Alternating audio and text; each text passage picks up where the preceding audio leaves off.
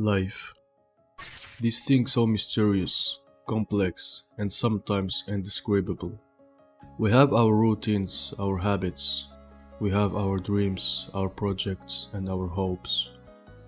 We live in a common world, yet each has their own perception of this world. We all have different ideas and understandings of life, laughter and tears, happiness and sorrow, hope or despair. Life is made up of these moments. It consists of trials and joys. That's how our story in this world is written. Our life is a chapter in the book of existence, but every book has an end. Sometimes it's a good ending and sometimes a bad one. We live and we die like seasons. We are born in spring and we die in winter, like the leaves of a tree. Our life is this leaf, and the tree is this world. This leaf grows, reached its perfect form in a burst of green, then slowly withers, turns orange, and detached itself from the tree, just as the soul detached from our body.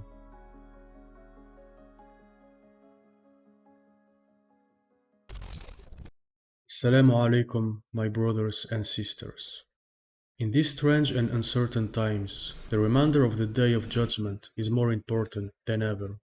Indeed, we are living in a very unstable period, an era where humanity is increasingly lost.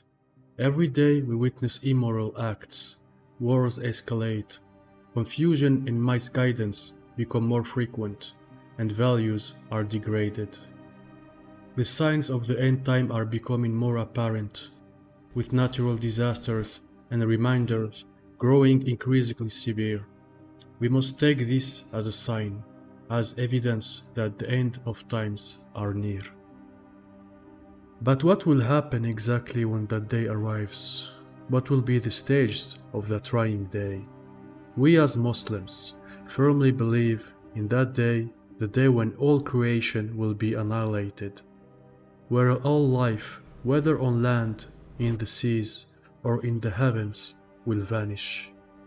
The day when God will ask to the angel and command him to blow the trumpet to announce the end of times.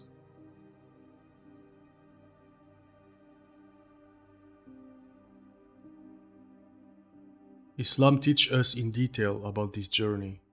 The word of Allah subhanahu wa ta'ala in the Quran describes this day in detail.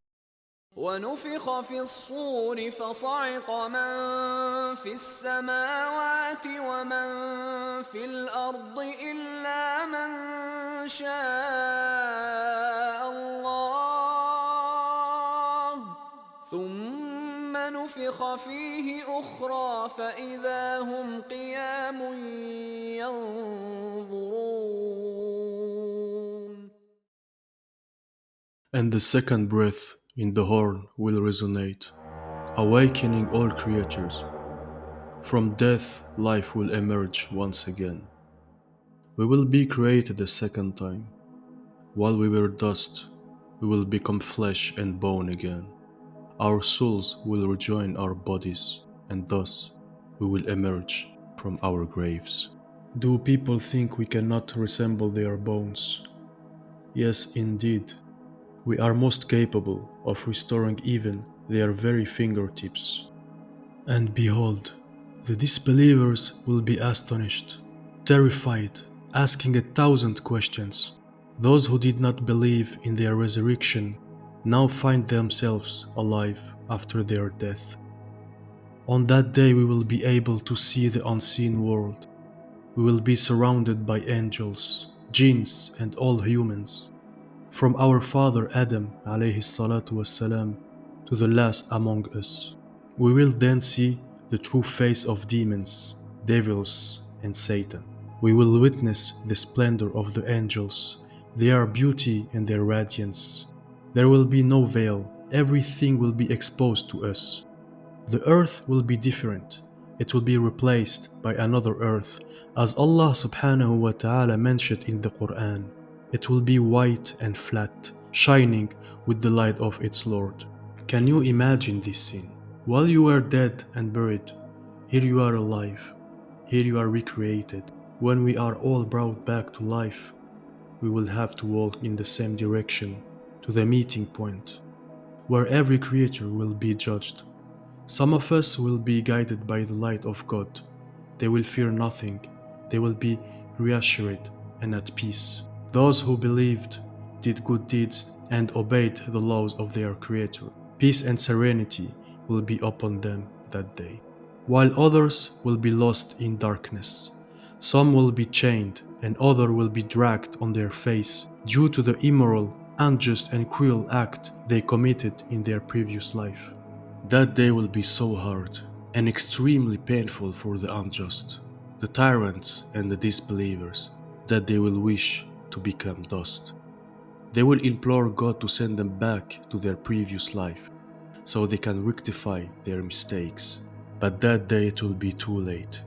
They had a whole lifetime to prepare for this appointment, a whole lifetime to rectify their mistakes. And we'll finish our walk, arriving at the place of judgment. That's when all creatures will stare, eyes wide open, silence will reign, and that's when hell and paradise will be brought closer together, and there our Lord will speak. Let the judgment begin.